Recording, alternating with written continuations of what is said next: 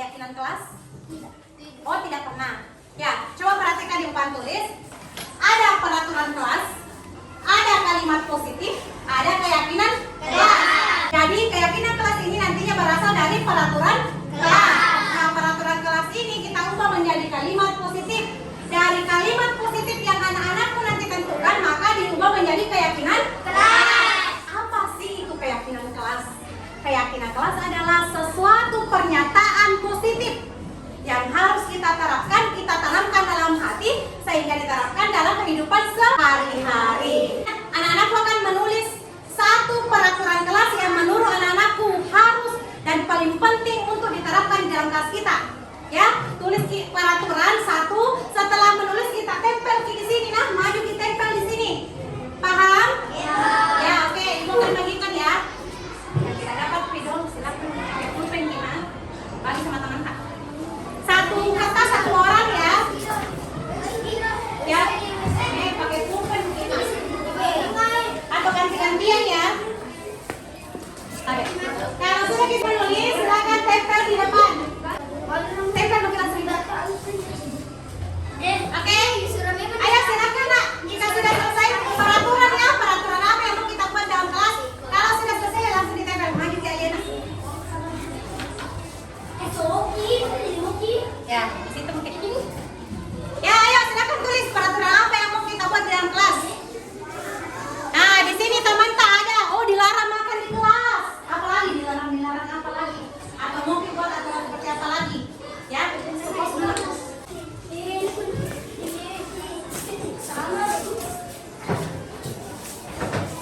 ya, tidak boleh berkelahi di kelas. Oke, bagus. Dilarang main di kelas, ya. Apalagi tidak mencontek. Tidak boleh main di kelas, ya. Dilarang main di kelas. Tidak pakai topi di kelas, ya. Ya.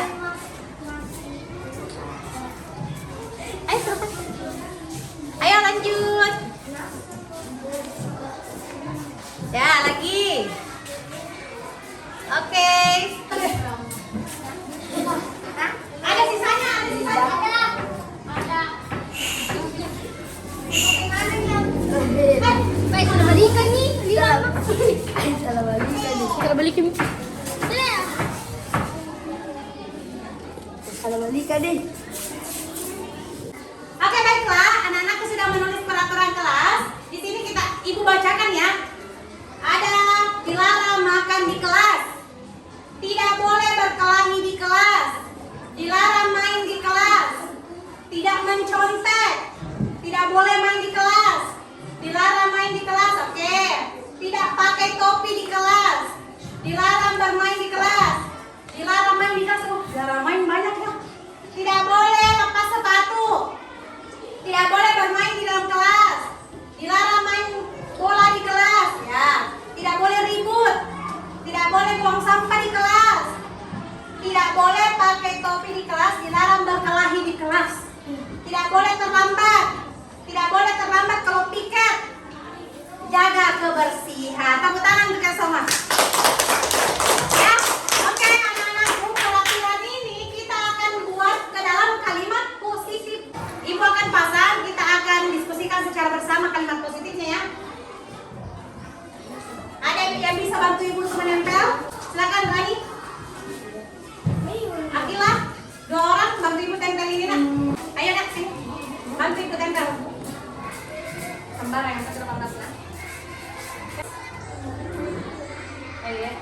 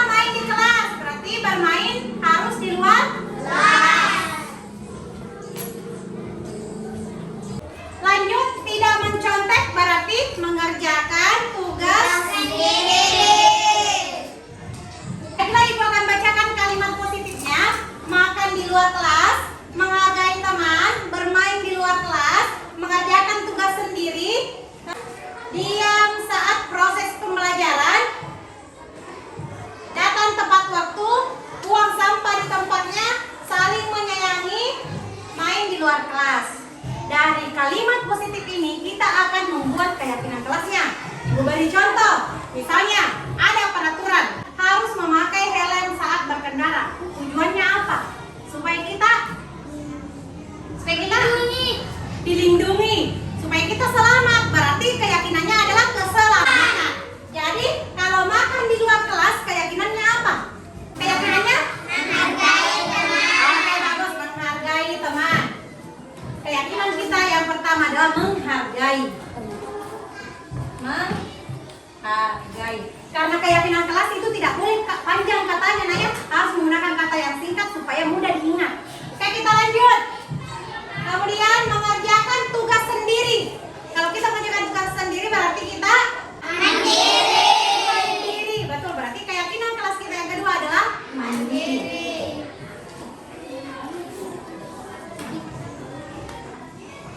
Kita lanjut. Datang tepat waktu. Berarti keyakinan kelasnya kalau datang tepat waktu adalah disiplin. Bagus.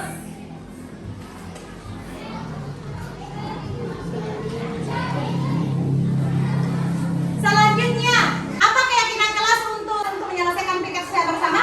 Bekerja. Berarti semua murid harus bekerja. Bagus.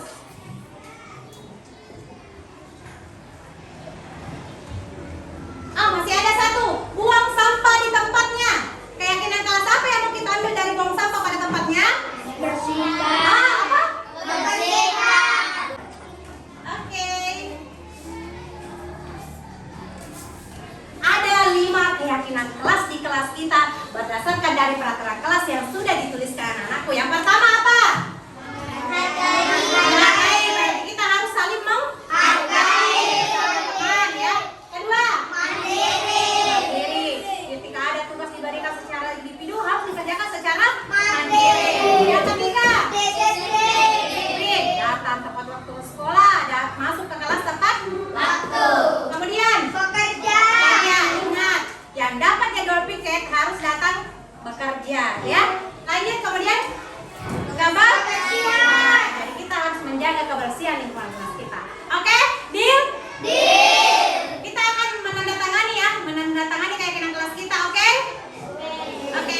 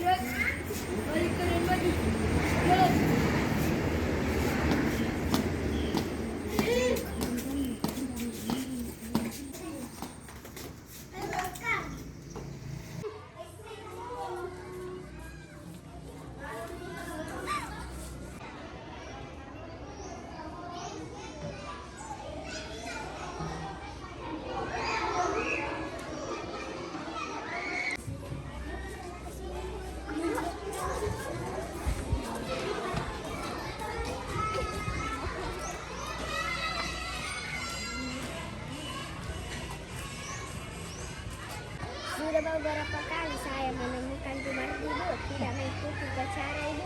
Hari ini juga tidak mengikuti upacara? Iya, Bu. Jumardi di mana, Nak? Tadi di kelas, Bu. Ada dalam kelas ya? Ayo.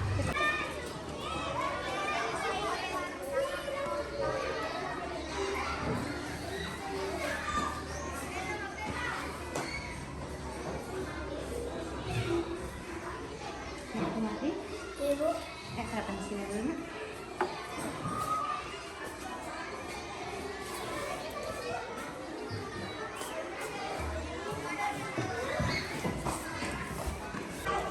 Nah, Jumardi tahu kenapa ibu panggil ke sini? Tahu, Ibu, saya memang tidak mengikuti upacara bendera, Bu. Sudah berapa kali Nak Jumardi tidak mengikuti upacara bendera? Sudah 3 kali, Ibu. 3 kali. Apakah saat ini Nak Jumardi tengah menjadi orang yang baik untuk diri Nak Jumardi? Tidak, Bu. Membuat kesalahan itu sesuatu yang wajar. Manusia tidak ada yang sempurna. Nak Jumardi melakukan ini pasti karena ada alasannya, kan? Iya, Bu, saya terlambat bangun, jadi saya buru-buru ke sekolah. Jadinya saya lupa bawa topi.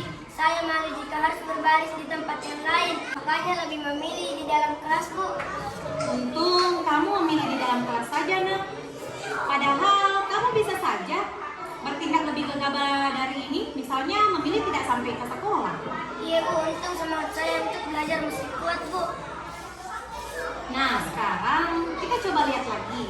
Tindakan kamu memilih di dalam kelas tidak mengikuti upacara bendera, apakah kira-kira sesuai dengan keyakinan sekolah kita?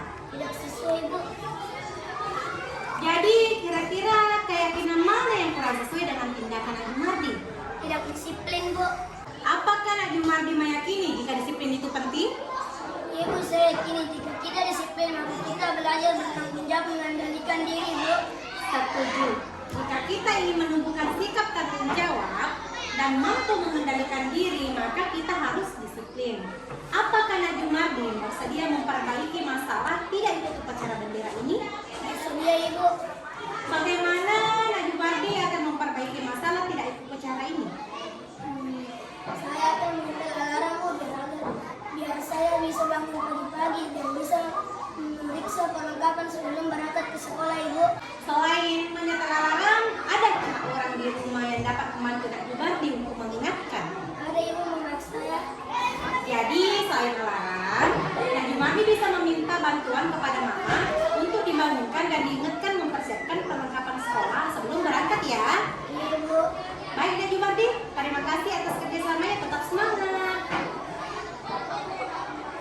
Nama saya Jumardi, kelas 5. Saya mengucapkan banyak terima kasih kepada Ibu Guru telah mengajak saya berdiskusi untuk menyelesaikan permasalahan yang saya buat. Saya mengira saya akan dimarahi, ternyata tidak.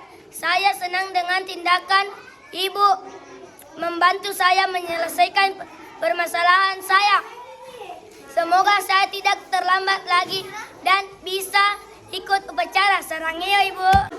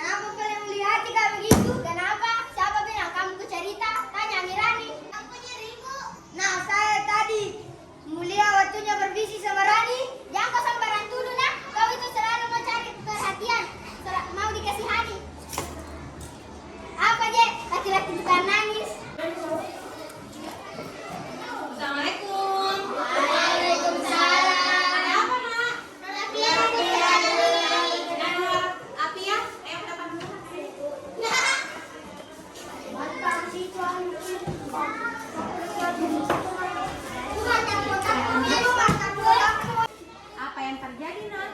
Saya marah, kesal, Ibu. Asal menuduh Kak Cerita, padahal bukan dia dicerita. Oh begitu ya. Pasti kamu marah dan kesal. Ibu juga akan marah apabila ada yang menuduh ibu seperti itu. Jadi apa yang Nak Nurafia lakukan?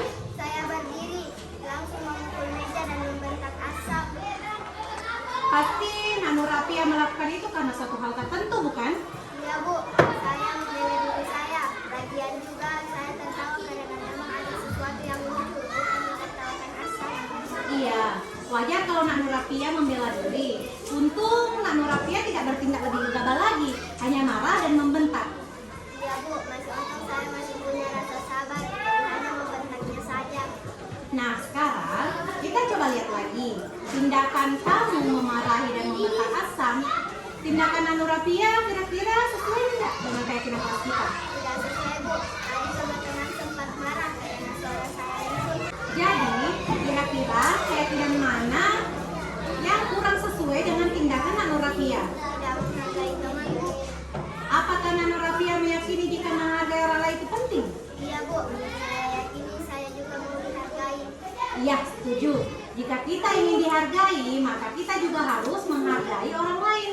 Jadi saling menghargai satu sama lain. Iya Bu, jika sedang marah harus lebih mengutamakan rasa sabar agar tidak melakukan hal-hal buruk. Apa Nak Nurapia bersedia memperbaiki masalah ini? Bersedia Bu, Kalau Nak Nurapia memperbaiki masalah ini, Nurapia menjadi orang seperti apa? menjadi orang baik yang bertanggung jawab ya Bu. Iya, betul Nak.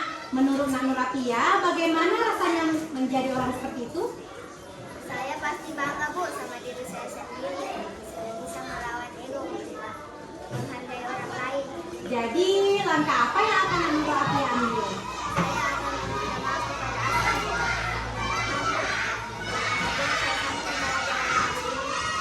Jadi kacau, saya akan memberitahu Tepat sekali Nak, silakan.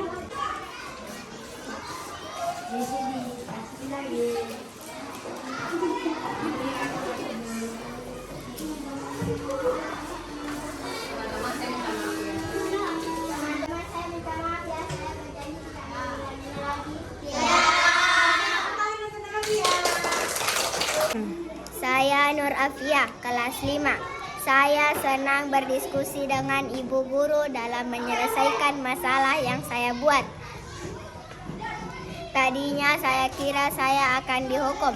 Ternyata langkah yang ibu guru berikan dengan berdiskusi membuat saya merasa lebih tenang dan bisa bertanggung jawab. Semoga saya bisa mengendalikan amarah agar bisa menghargai orang lain. Salahnya Ibu.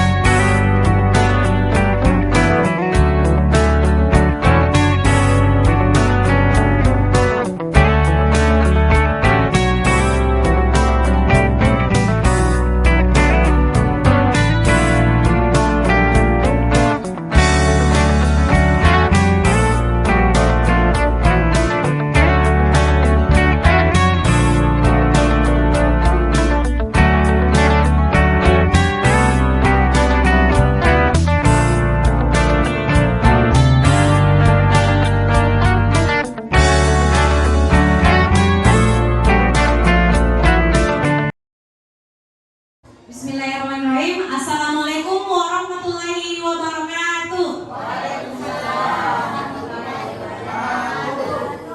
Yang terhormat Bapak Kepala UPTSD Negeri 1 Bilan, yang saya hormati Bapak Ibu Guru yang sempat hadir pada hari ini dalam rangka melaksanakan aksi nyata sebagai calon guru penggerak Angkatan 9 untuk memaparkan dan memperlihatkan aksi nyata budaya positif yang telah saya laksanakan.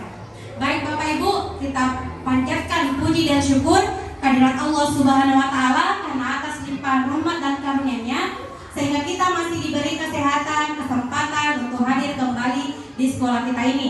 Tak lupa pula kita kirimkan salawat atas junjungan Nabi besar Muhammad Sallallahu Alaihi Wasallam yang telah mengubah dari alam gelap gulita ke alam yang terang benderang seperti saat sekarang ini. Baik Bapak Ibu, langsung saja saya akan mempresentasikan pemaparan saya. Di sini saya difasilitator oleh Pak Amran, kemudian pengajar praktis saya namanya Pak Raul, ya. Kemudian saya adalah calon guru penggerak angkatan 9 dari UPTSD Negeri 1 Bila, Kabupaten Sidendreng Rapang.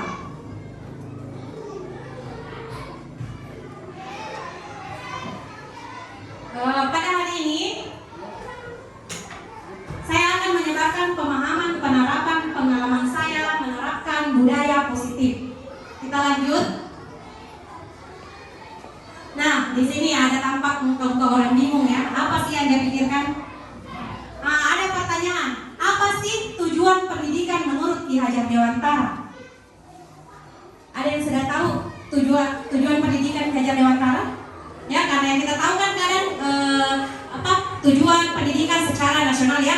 Nah, kalau Ki Hajar Dewantara menyatakan bahwa menuntun segala kodrat yang ada pada anak-anak agar mereka dapat mencapai keselamatan dan kebahagiaan yang setinggi-tingginya, baik sebagai manusia maupun sebagai anggota masyarakat.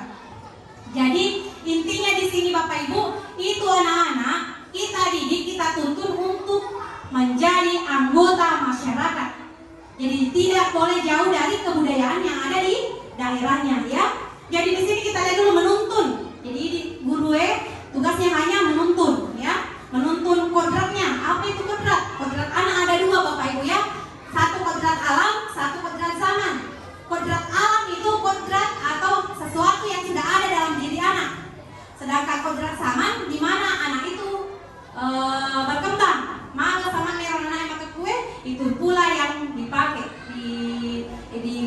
dihubungkan dengan zaman ya. Kemudian agar mereka dapat mencapai keselamatan dan kebahagiaan. Jadi ada dua tujuannya anak-anak kita tuntun, selamat dan bahagia.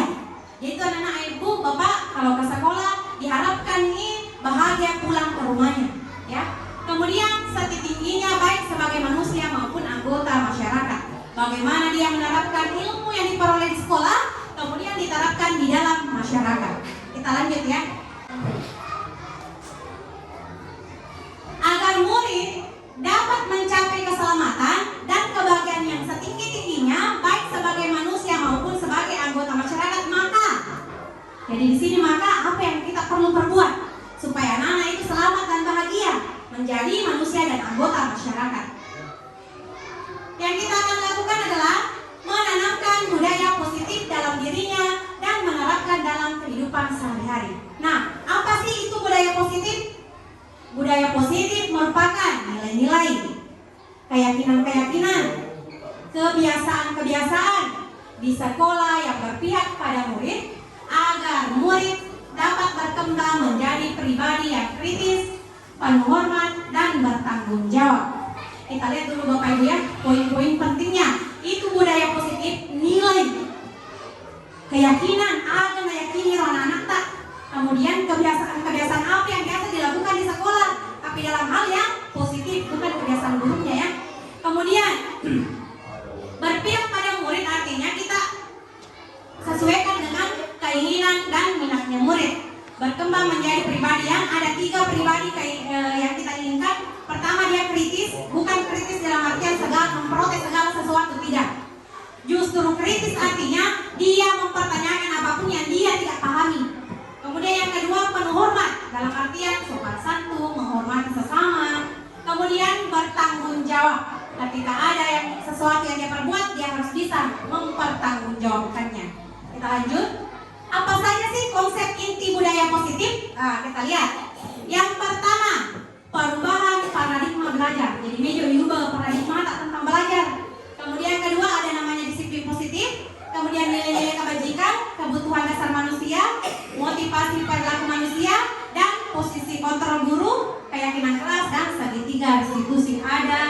8. Kita lihat yang pertama, perubahan paradigma belajar. Ya. Merupakan pembelajaran yang berorientasi pada penguatan kompetensi. Ya. Yang kedua, pengembangan karakter. Yang ketiga, yang sesuai dengan dimensi profil pelajar Pancasila. Nah, ada 3 orientasi kita mengajar Bapak Ibu. Yang pertama, kita akan mencapai kompetensi apa yang kita sudah tentukan. Yang kedua, ingat karakternya anak tak harus diubah, ya. Kemudian yang ketiga, berdasarkan profil pelajar Pancasila. Profil pelajar Pancasila ada 6. Beriman dan bertakwa pada Tuhan Yang Esa dan berakhlak mulia, berkebinekaan global, gotong royong mandiri, kreatif dan bernalar kritis. Nah, itu yang banyak anak-anak kita nyanyikan ya, supaya memudahkan anak-anak untuk menghafal. Kita lanjut. Miskonsepsi tentang teori kontrol. Ya, miskonsepsi, kesalahpahaman. Ya, tentang teori kontrol. Ada 4 di sini. Miskonsepsi yang sering terjadi di lingkungan kita. Yang pertama, ilusi guru mengontrol murid. Jadi ternyata itu kalau kita mengontrol murid itu hanya ilusi. Bisa memang kita kontrol sekarang, tapi kalau kita sudah tidak ada, bebasin lagi. Tidak ada nih, jadi itu hanya ilusi. Yang kedua, ilusi bahwa kritik dan membuat rasa bersalah mampu menguatkan karakter. Itu pikiran tak kita Bapak Ibu. Jika kita membuat anak-anak merasa bersalah, akan berubah karakternya. Padahal itu hanya ilusi. Kemudian lanjut, ilusi bahwa semua penguatan positif efektif dan bermanfaat. Dan ternyata tidak semua penguatan positif dapat bermanfaat untuk mengubah anak kita. Dan lanjut, ilusi guru mengontrol murid. Jadi sebenarnya guru tidak bisa mengontrol murid. Yang bisa mengontrol murid adalah dirinya sendiri. Makanya kalian lebih berubah, maka tidak akan pernah bisa berubah. Ya, seperti itu Bapak Ibu ya. Ini kita lanjut, mengubah paradigma stimulus respon ke pendekatan teori kontrol. Nah, ini adalah ilmu baru ya. Dulu itu Bapak Ibu, saya ingat sekali waktu saya kuliah, dosen saya menyatakan bahwa ketika kalian mengajar, gunakan stimulus respon. Dan ternyata pada kurikulum Merdeka tidak digunakan lagi stimulus respon, diganti dengan pendekatan teori kontrol. Yang pertama, kalau stimulus respon Bapak Ibu, realitas kebutuhan kita sama. Terima pikir kader kebutuhan tak sebagai naik pada. Tapi kalau teori kontrol berbeda, realitas kebutuhan kita berbeda. Beda-beda semua kebutuhannya orang. Kemudian kalau stimulus respon, perilaku buruk dilihat sebagai kesalahan. Kalau ada perilaku buruknya anak-anak tapi seperti salah ya. Tapi ternyata pada teori kontrol semua perilaku pasti ada tujuan dan alasannya. Baik itu bersifat buruk maupun positif ya. Lanjut, model pemikiran menang kalah. Nah, kalau stimulus respon itu ada yang menang pasti ada yang kalah. Tapi kalau teori kontrol menang-menang, tidak boleh ada yang kalah. Semua harus menang. Kemudian orang lain bisa mengontrol saya? Tidak. Saya pernah perhatikan kemarin sama Ibu Ani, sempat ada tugas saya minta bantuan Ibu Ani mengepalkan tangan. Ibu Ani berusaha untuk membujuk saya, membuka kepala tangan saya. Kalau bukan saya sendiri yang mau, tidak akan bisa terbuka kepala tangan saya. Jadi kita sendiri yang bisa mengontrol diri kita. Jadi kita sebagai guru tidak bisa mengontrol anak-anak Bapak Ibu. Ya, kita lanjut. Masih ada satu ya. Pemaksaan ada pada saat bujukan gagal. Pemaksaan diganti dengan kolaborasi. Kita lanjut pada disiplin positif. Disiplin artinya belajar, ya. Dulu kita menganggap bahwa disiplin itu adalah aturan, dan secara umum itu disiplin adalah belajar.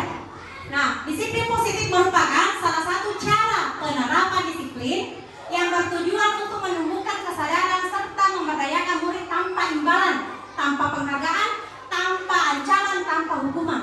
Jadi itu anak-anak Bapak Ibu, itu dulu saya yang sering terapkan. Ketika ada anak-anak yang berprestasi, saya kasih hadiah. Dan ternyata itu tidak diperbolehkan di pembelajaran yang sekarang. Hadiah, hukuman, semua katanya harusnya dihilangkan. Kembalikan semua kepada murid. Nah, pendidikan berperan menjadikan murid memiliki disiplin diri sehingga mereka berperilaku mengacu pada nilai-nilai kebajikan universal dan memiliki motivasi intrinsik dalam perubahan perilaku ke arah yang lebih baik. Jadi itu anak-anak bukan berubah karena adanya hadiah, bukan dia berubah karena adanya hukuman, tapi tapi dia berubah dari motivasi dirinya sendiri bahwa saya mau berubah. Itu Bapak Ibu ya, itu yang diharapkan. Kita lanjut. Yang ketiga, nilai-nilai kebajikan. Nah, yang mana ini dibilang nilai-nilai kebajikan? Nilai yang disepakati bersama, lepas dari suku, bangsa, agama, bahasa maupun latar belakangnya. Dalam artian di sini Bapak Ibu, itu dulu kita pakai peraturan kelas, sekarang bukan di peraturan dipakai nilai-nilai kebajikan. Nah, itu nilai-nilai kebajikan Bapak Ibu terdiri dari 1-2 kata, itulah yang disepakati untuk anak-anak terapkan. Nah, ada contohnya. Nilai-nilai yang bisa kita ambil ada di profil pelajar Pancasila. Bisa kita ambil keyakinan anak-anak tak dikuatkan untuk beriman, bisa mandiri, gotong royong, berkebinekaan global. Dan banyak sekali jenis-jenis nilai-nilai kebajikan yang ada Bapak Ibu, yang ada dapat dipercaya, lurus hati, pendengar yang aktif, tidak merendahkan orang lain. Intinya nilai positif. Oke, kita lanjut kebutuhan dasar manusia. Nah, ternyata ada 5 kebutuhan dasarnya manusia.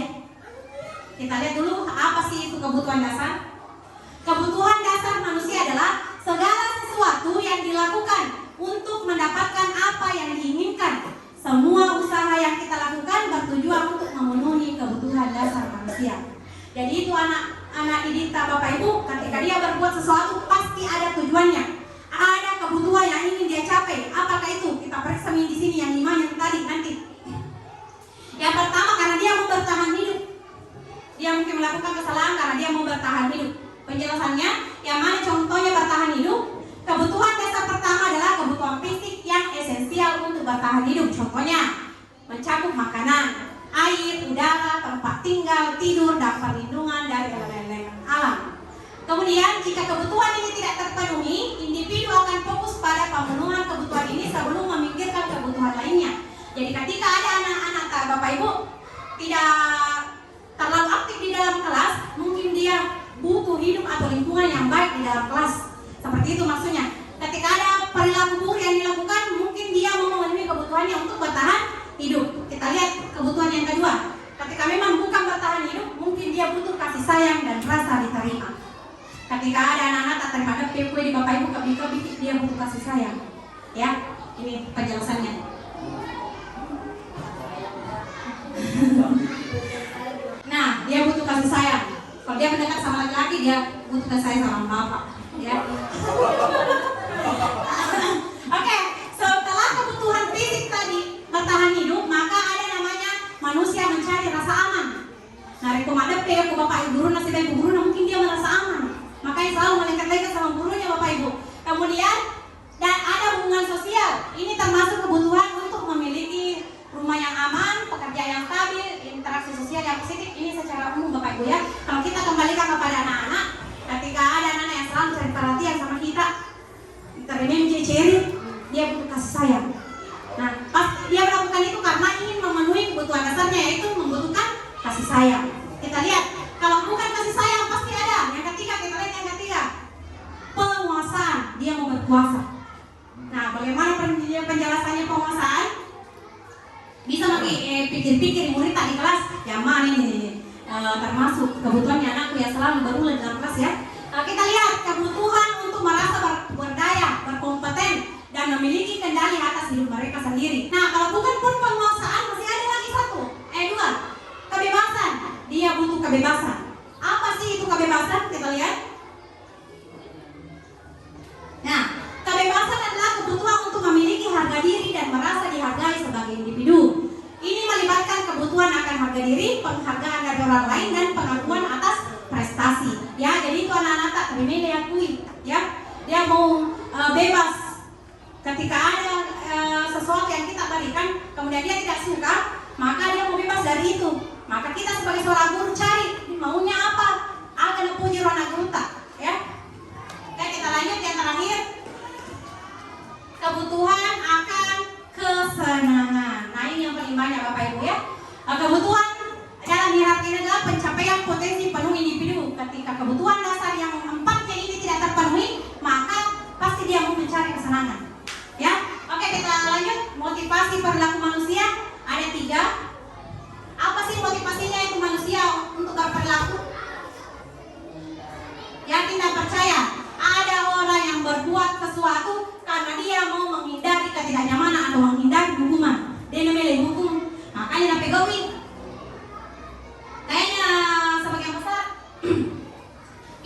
seperti itu Bapak Ibu ya. Anak-anak tak rajin melaksanakan sesuatu karena apa? Tidak mau dihukum, karena dia tidak nyaman. Yang kedua, anak-anak melakukan sesuatu karena ingin mendapatkan imbalan atau biaya penghargaan dari gurunya misalnya. Kemudian yang ketiga, ini nih yang ketiga, untuk menjadi orang yang mereka inginkan dan menghargai diri sendiri dengan nilai-nilai yang mereka percaya. Kira-kira yang mana yang paling bagus Bapak Ibu? Yang terakhir ya, yang ketiga. Karena kalau yang ketiga, seseorang itu berperilaku karena dalam dirinya sendiri, dalam motivasi dirinya sendiri, maka dia akan berperilaku sesuai dengan keyakinan yang dia yakini. Ya, jadi jangan karena ketidaknyamanannya, jangan karena adanya penghargaan yang diberikan. Oke, kita lanjut. Nah, yang hukuman dan penghargaan itu adalah motivasi dari luar. Motivasi polisium nih, karena ada hukuman dan penghargaan. Sedangkan tadi kalau dia dirinya sendiri yang berbuat, itu adalah motivasi dari dalam diri. Ya, inilah motivasi perilaku manusia yang lebih jelasnya tentang hukuman, konsekuensi, dan restitusi. Nah, Bapak Ibu, ketika hukuman, kadang kita melakukan hukuman itu tidak terencana. Kalau di kelas mengajar langsung ada anak bermasalah langsung dihukum, kan itu tidak terencana, spontan. Tidak dilibatkan dalam artian dia nanya kadang magi mau pegawai, mau berbuat apa untuk menebusnya. Dia dilibatkan langsung kan dia hukuman, cuci WC kaya, menyapu, seperti itu Bapak Ibu ya, sama-sama kita semua pernah melakukannya. Kemudian bersifat satu arah, dalam artian satu arah guru nami bawang. Kemudian berupa hukuman fisik atau psikis, kada isuran anak tatong yolo, maka dena katanya docilina. Itu ada dulu Bapak Ibu ya, saya pernah mengalami dihukum seperti itu. Ya, itu permainan fisik. Kemudian konsekuensi. Nah, kalau konsekuensi Bapak Ibu lebih ada sedikit bagusnya dibanding hukuman. Kenapa? Karena dia terencana, disepakati berdasarkan peraturan. Kemudian murid dibuat tidak nyaman. Sikap guru selalu memonitor murid. Contoh konsekuensi Bapak Ibu misalnya, anak guru tak jokai, gintung iwae, nabuluang. Konsekuensinya apa? Dia harus membersihkannya. Nah, itu lebih bagus lagi daripada hukuman. Tapi ada lagi yang paling bagus dibanding dengan konsekuensi, yaitu restitusi. Nah, apa itu restitusi? Menciptakan kondisi murid dapat memperbaiki kesalahannya. Itu restitusi Bapak Ibu. Iro anak pikiriki maka dapat koi carana memperbaiki kesalahannya. Bukan dihukum, bukan dikasih penghargaan, bukan dikasih konsekuensi, tapi diberi percakapan atau kita berdiskusi memancing anak-anak kira-kira dia mau berbuat apa untuk menebus kesalahannya. Supaya dia sadar bahwa ketika kita berbuat salah seperti ini harus solusinya seperti ini. Mereka sendiri yang berbuat, mereka pula yang mempertanggungjawabkannya. Ya, kita lanjut. Selanjutnya posisi kontrol guru ya. Di sini saya minta bantuan Bapak Ibu nanti ya, kita akan pelajari dulu. Yang pertama, posisi kontrol guru adalah penghukum. Betul? Betul ya? Betul, penghukum. Saya juga melakukan ya Bapak Ibu, penghukum. Karena kenapa? Untuk mendisiplinkan anak itu pikiran kita bahwa adalah hukuman adalah yang terbaik. Ada lari, angkat kaki, hormati bendera, lompat ke atas, membersihkan WC. Yang kedua, pembuat merasa bersalah. Mari pakai makan. Berapa kali Bapak Ibu harus memberitahu kamu selalu mengecewakan Bapak Ibu. Aduh, udah disadai. Kamu ingin Bapak Ibu dimarahi kepala sekolah ya nak? Kamu suka ya kalau Bapak Ibu ditegur kepala sekolah? Kemudian, kamu senang ya bikin ibu susah. Itu kata-kata pembuat merasa bersalah. Jadi diharapkan kalau anak merasa bersalah ya.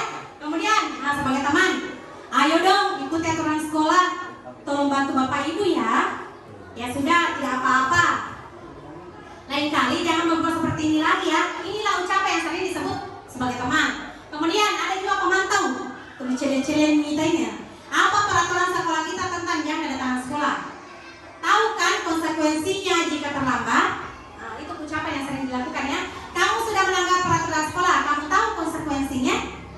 Nah, ya. Kemudian saat istirahat kamu harus menyelesaikan keterlambatan tugas kamu ya. Nah, itu ada konsekuensi kalau pemantau. Nah, kalau sebagai manajer, apakah kamu tahu kesalahanmu? Ditanya juga kesalahannya. Kemudian, kira-kira bagaimana kamu memperbaiki kesalahanmu? Nah, jadi itu Bapak ya. Nah, sekarang ayo tebak posisi apakah aku? Silakan saksikan dulu, baru kita diskusikan.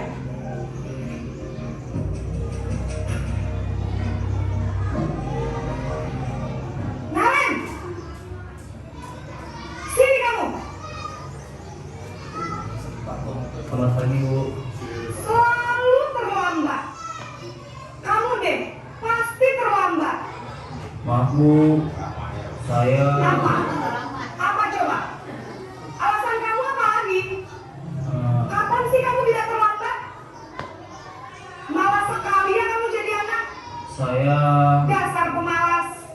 Gak kapok-kapok sih kamu. Sudah berapa kali terlambat? Sana, kamu keliling lapangan basket 2 kali. kenapa saya harus keliling lapangan basket, Bu? Kenapa? Kamu melawan ibu. Berani-beraninya jawab. Sudah terlambat, masih berani jawab enggak? Sekarang, keliling lapangan basket 5 kali sekalian. Biar kapok. Cepat. Pergi sana ke lapangan basket. Nah, tadi kan ada 5 posisi Bapak Ibu, penghukum. Ada posisi teman, pembuat merasa bersalah, pemantau, dan manajer. Kira-kira yang tadi ini yang termasuk apa? Nah, penghukum yang mana tandanya? Ya, keliling lapangan, ada kontak fisik untuk anak ya. Oke, selanjutnya sudah bagus Bapak Ibu. Betul, itu adalah penghukum. Kita lanjut. Yang kedua. Kita di sini akan terlihat sekali perbedaannya. Naren.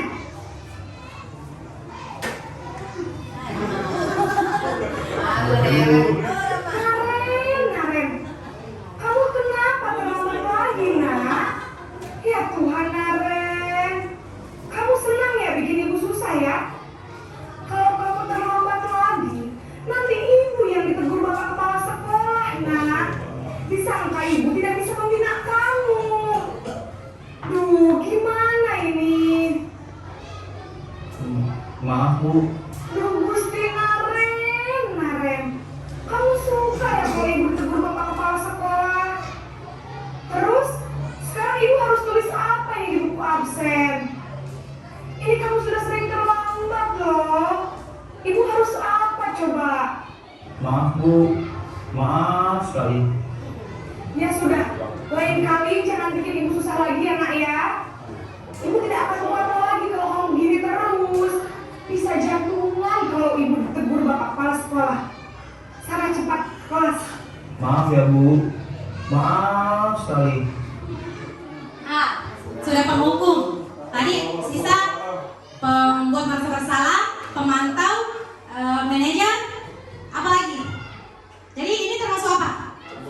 Pembuat merasa bersalah. Gimana orang kalau membuat orang merasa bersalah, Bapak Ibu ya?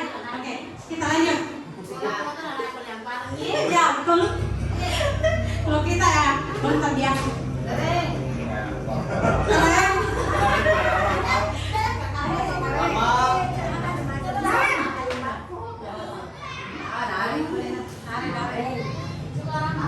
Selamat pagi, Bu.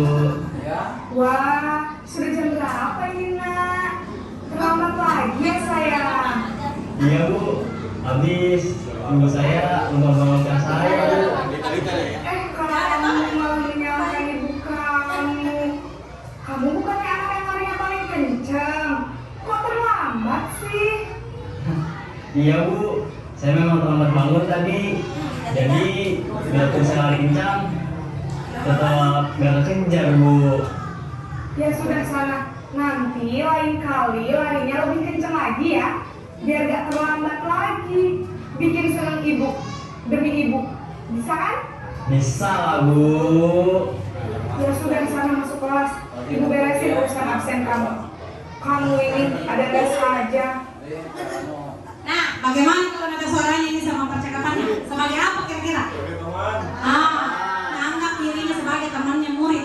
Terlalu manja berbicara sama dengan murid ya. Oke, kita lanjut. Ya.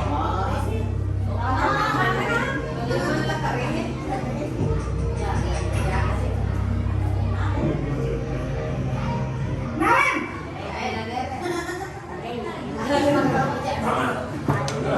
Pagi, Bu. Naren, apa peraturan sekolah kita tentang jam berapa kita harus masuk sekolah, nak? Kita harus di sekolah jam 7, Bu. Iya betul, sekarang sudah jam 7.20. Naren sudah tahu konsekuensinya jika terlambat hadir. Paham, Bu. Saya harus tinggal kelas pas jam istirahat selama 20 menit. Iya benar, konsekuensinya demikian. Jadi nanti jam 9.30 pas istirahat, kamu harus tinggal di kelas, kerjakan tugas tambahan untuk ketertinggalan kamu, ya? Baik Bu.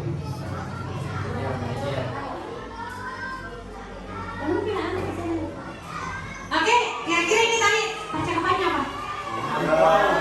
Sebagai pemantau selalu mau bertanya tentang aturan, bertanya tentang konsekuensi, itu tandanya peraturan dan konsekuensi. Oke, kita lanjut.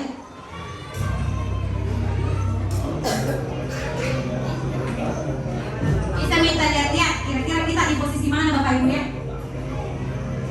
Naren,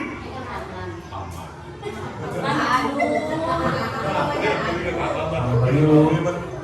selamat pagi Naren. Maaf Bu, saya terlambat.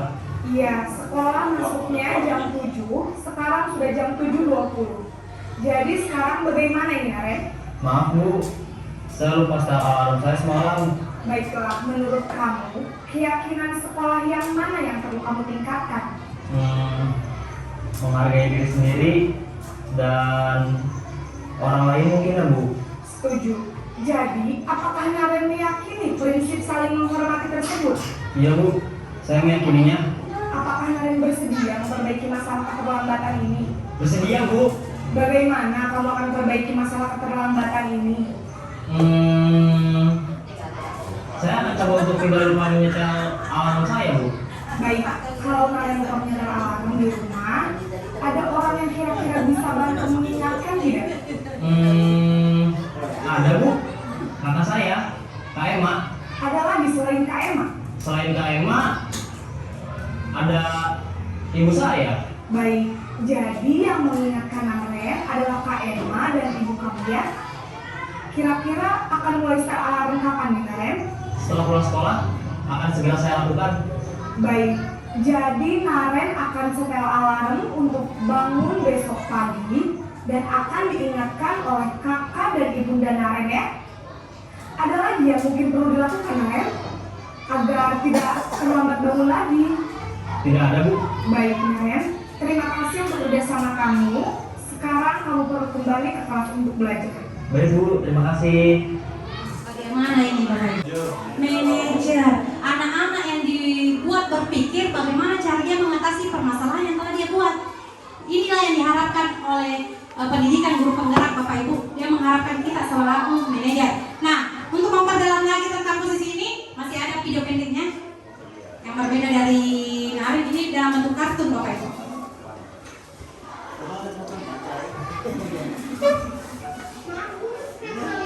Ya udah, nanti jangan lewat lagi ya. Ibu senang lihatnya. Ya. Jadi itu ya maksudnya. Terus dulu dong. Ya, teman. Nah, ada nih ungkapannya. Kita kan teman, berarti dia memposisikan diri sebagai teman. Ya, kita lanjut. Saya mengumpulkan tugas. Maaf ya Bu, saya terlambat kumpulin tugas. Kenapa kamu terlambat mengumpulkan tugas? Iya Bu, saya kalau sore nunggu ibu juga baru. Betul Pak, saya juga. Kira-kira juga apa yang bisa diperbaiki? Ibu bisa mengerjakan tugas tepat waktu. Nah, disuruh berpikir. Kapan biasanya kamu membantu ibu jualan? Sebelum sampai di belakang Bu. Bagaimana kalau kamu membuat jadwal? Kapan kamu akan mengerjakan tugas? Gitu ya Bu. Coba deh Bu, beneran nih Bu. Nah, ini selaku sebagai manajer. Ya, kita lanjut selanjutnya.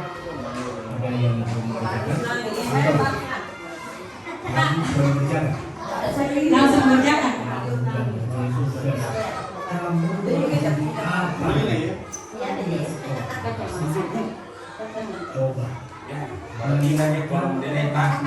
Nah, disuruh bayangkan orang tuanya.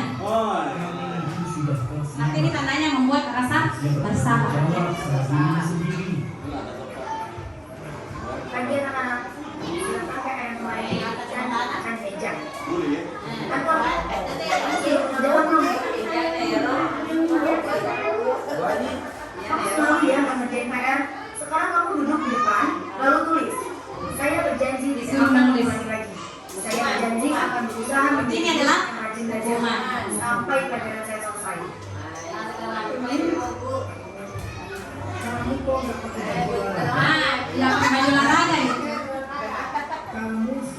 tiap kali loh. Dan olahraga bulan ini. Ya Pak, 3 kali berarti saya dapat sanksi Pak. Ya, berbicara masalah konsekuensi. Ya. Oke, selesai posisi kontrol, kita pindah ke keyakinan kelas. Mengapa bukan peraturan kelas? Nah, di sini ada penjelasannya Bapak Ibu. Peraturan kelas yang ternyata sering kita buat di kelas itu sudah terganti sekarang. Bukan lagi peraturan yang harus kita buat Bapak Ibu ya, tapi keyakinan kelas. Ya. Nah, pertanyaan berikut adalah mengapa kita memiliki peraturan tentang protokol kesehatan, misalnya memakai masker. Apa alasannya kita memakai masker Bapak Ibu? Supaya sehat, tidak kena virus, tidak keselamatan. Jadi itulah keyakinannya keselamatan. Jadi dari aturan yang dibuat maka lahirlah keyakinan. Dari aturan memakai masker maka akan lahir keselamatan. Begitu pula peraturan di kelas. Nilai-nilai keselamatan atau kesehatan inilah yang kita sebut sebagai suatu keyakinan. Ya, saya akan memberikan contoh nanti penerapan pembuatan keyakinan kelas. Nah, untuk pembentukan keyakinan kelas berupa pernyataan universal, artinya pernyataan umum. Kemudian dibuat dalam pernyataan positif. Sedikit saja kata-katanya agar mudah diingat. Kemudian sesuaikan dengan kondisi kelas. Semua warga sekolah harus terlibat. Nah, kemarin alhamdulillah saya sudah melaksanakan contoh pembentukan keyakinan kelas. Nah, inilah videonya.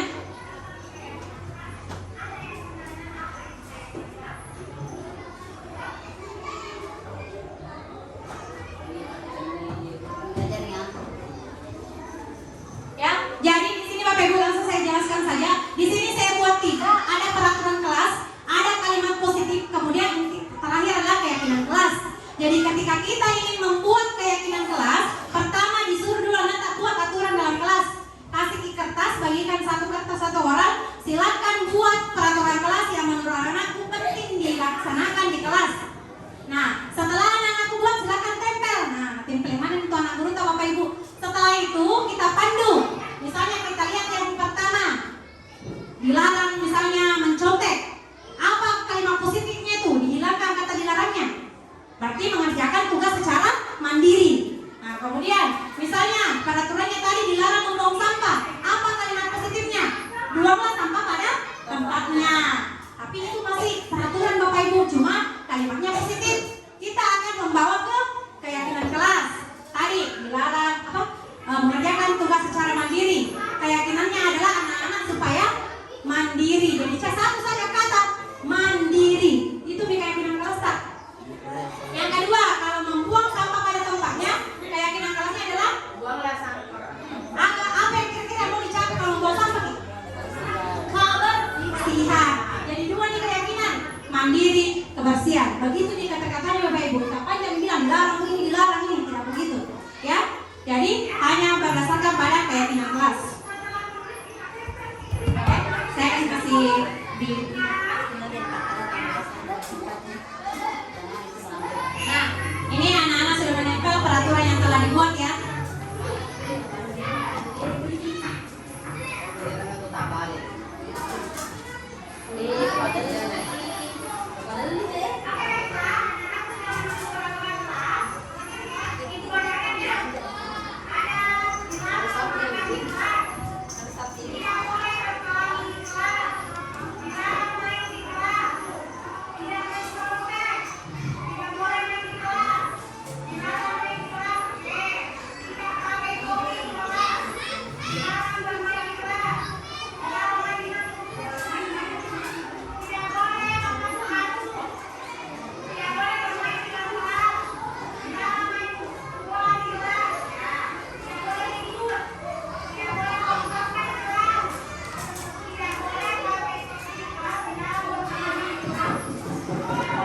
Kita bacakan satu-satu Bapak Ibu ya, supaya anak-anak merasa dihargai ya, hasil tulisannya. Memberikan motivasi.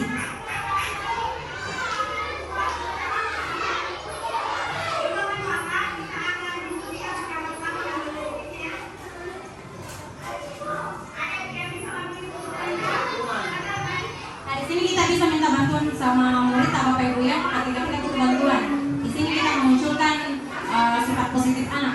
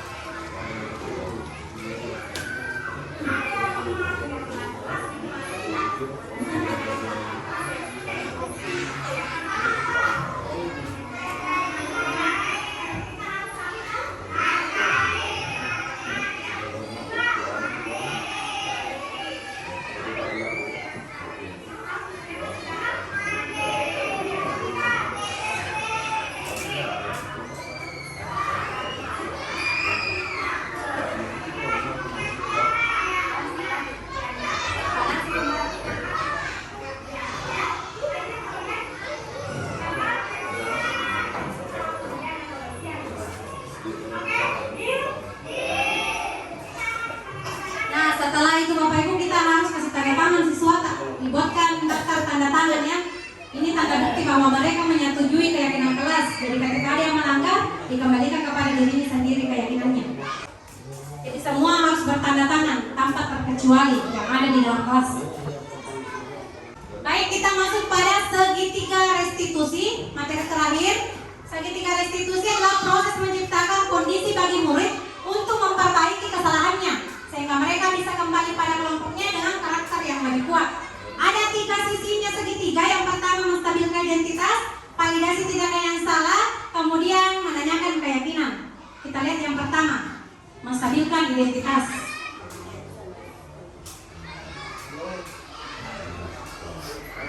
Jadi Bapak Ibu, kalau ada murid tak bermasalah, langkah pertama yang harus dilakukan adalah ini. Buat kesalahan adalah bagian dari proses pembelajaran. Itu dulu yang harus kita tanamkan Bapak Ibu, bahwa ketika anak-anak berbuat salah itu adalah pembelajaran. Belajar untuk apa? Memperbaiki kesalahannya. Kata-kata apa yang harus dikasih keluar ketika ada anak-anak berbuat salah? Berbuat salah itu wajar, nah. Tidak ada manusia yang sempurna. Ibu juga pernah melakukan itu. Ibu tidak mau mencari siapa yang salah, tapi ibu ingin mencari solusi dari permasalahan ini.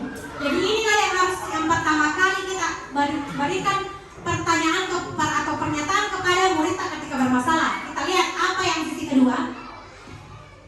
Ada validasi tindakan yang salah. Kita mau mengarahkan anak-anak yang salah menjadi lebih ke arah positif ya. Berdasarkan prinsip ini, perilaku berupaya memenuhi suatu kebutuhan. Ada tadi 5 kebutuhan Bapak Ibu ya. Jadi ketika si murid tak berbuat salah, pasti ada yang memenuhi dari 5 ini. Jadi pertanyaan atau pernyataan apa yang disampaikan, kamu pasti punya alasan mengapa melakukan hal itu. Bisa juga, padahal kamu bisa melakukan yang lebih buruk dari ini. Kemudian, kamu patut bangga karena telah melindungi sesuatu yang penting bagimu. Jadi intinya itu anak-anak Bapak Ibu, kalau dia berbuat salah, pasti ada alasannya. Kemudian, kamu melakukannya karena mempertahankan sesuatu yang penting bagimu. Menanyakan keyakinan. Nah, di sini nih kita kembalikan keyakinan kelas yang telah kita buat tadi. Makanya harus kita membuat keyakinan dulu, baru mengadakan segitiga restitusi. Nah, berdasarkan prinsip terkontrol bahwa pada dasarnya kita termotivasi dari dalam. Apa yang harus kita lakukan setelah sudah kita ditanya apa alasannya melakukan? Kita tanya apakah itu tadi perbuatan anak sesuai keyakinan kelas yang telah kita buat. Nilai-nilai apa yang telah disepakati bersama? Seperti apa gambaran sebuah kelas yang ideal menurut kamu? Kamu ini menjadi orang seperti apa? Ya, itu pertanyaan-pertanyaan untuk mempositifkan perlakuan anak supaya dia bisa merubah dirinya sendiri. Nah ini contoh penerapan yang pernah saya perbuat ya. Ini adalah acting. Anak-anak sudah jago acting di kelas 5 ini. Pada saat saya menerapkan segitiga restitusi. Kita lihat apa nanti yang akan terjadi ya.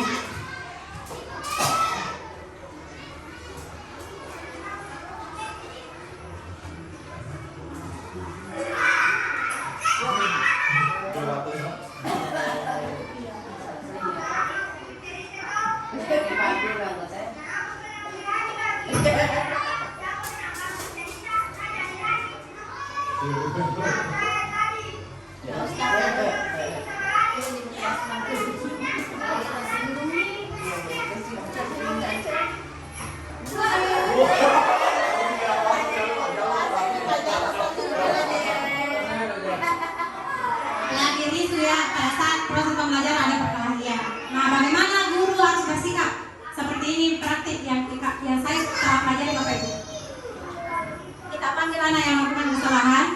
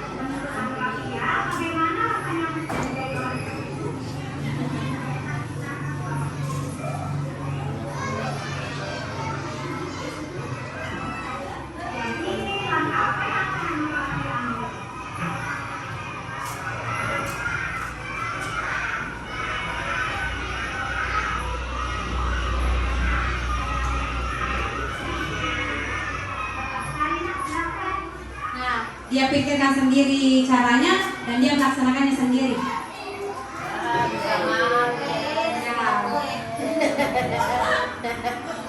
Kemudian dia meminta maaf kepada seluruh temannya karena telah ikut dalam proses pembelajaran.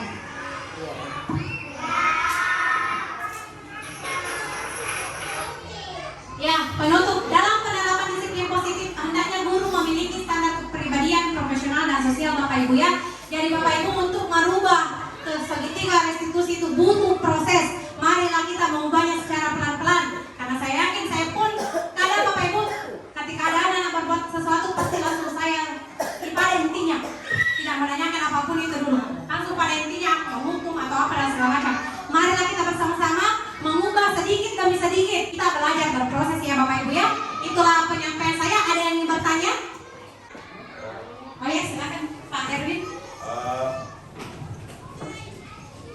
Bismillahirrahmanirrahim. Assalamualaikum warahmatullahi wabarakatuh. Waalaikumsalam warahmatullahi wabarakatuh.